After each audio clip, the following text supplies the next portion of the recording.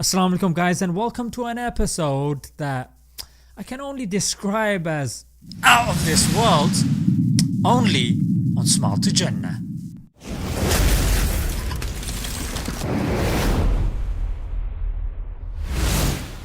Now when I was young, don't listen to this mug, I still am young. If the media wasn't trying to convince me that I was following some sort of terrorist religion, you had the school curriculum that was trying to convince me that my predecessors were pretty much useless and most of these modern day technological advances were made mostly by Europeans. But for some reason I discovered this book, and because of that I started looking into Islamic discoveries, and boy I was shocked and kind of relieved that our predecessors weren't losers.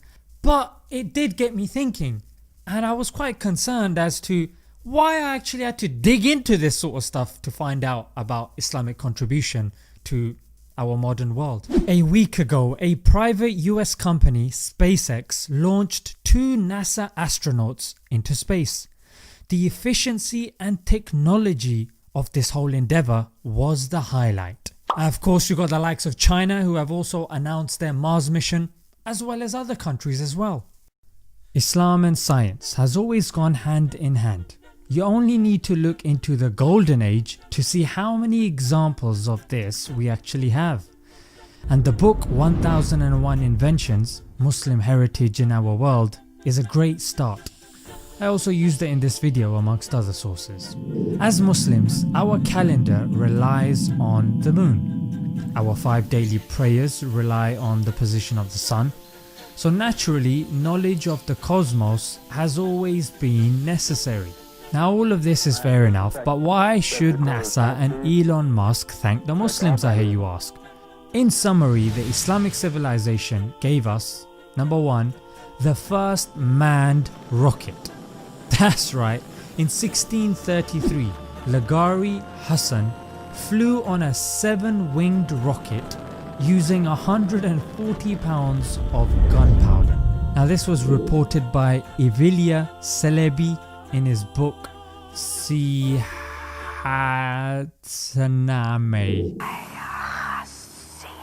Number 2, the first modern observatory in Iraq was in 828. The first one in Europe came 730 years afterwards.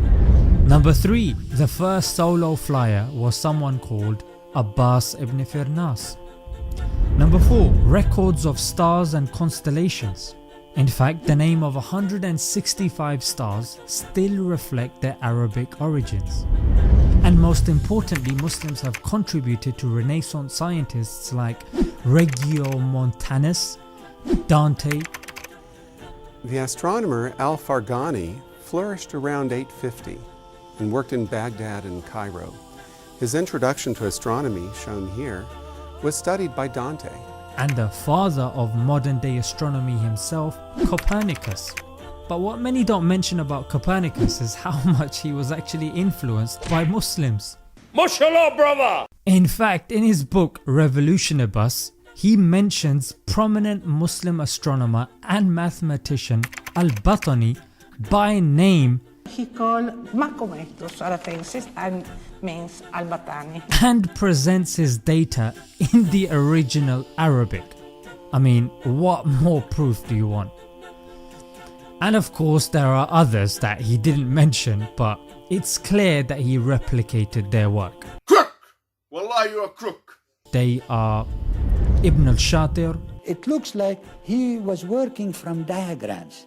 Somebody gave him a geometric diagram of what was done by Ibn al-Shatir to solve the problem of the moon, for example, to solve the problem of the upper planets, to solve the problem of the movement of Mercury. He had diagrams. And Nasir ad-Din al-Tusi. But on this page, Al-Tusi works out the geometry of one circle moving within a larger circle to produce a so-called crank mechanism. In the De Revolutionibus of Copernicus, published in 1543, Copernicus also used Al-Tusi's crank mechanism for his model of the moon's motions. Even down to the letters that mark the points on the circles. The existence of this printed edition is proof of the great interest by European scientists in the Renaissance in the texts of Al-Tusi and other Islamic scientists. Because of the widespread European interest in works of Islamic science, even as late as the generation of Kepler and Galileo, the Medici set up a press to print Arabic works in Rome. This work by Idrisi is therefore one of the first books printed in Europe in Arabic. And if that's not all, Copernicus himself grew up studying the works of Regiomontanus, who, yep, you've guessed it, also used Muslim sources like Al-Batani and also unmentioned sources like Ali Khushji. You are a crook. You are a crook. Jamil Rajab is holding the Oklahoma copy of Regiomontanus open to the same diagram.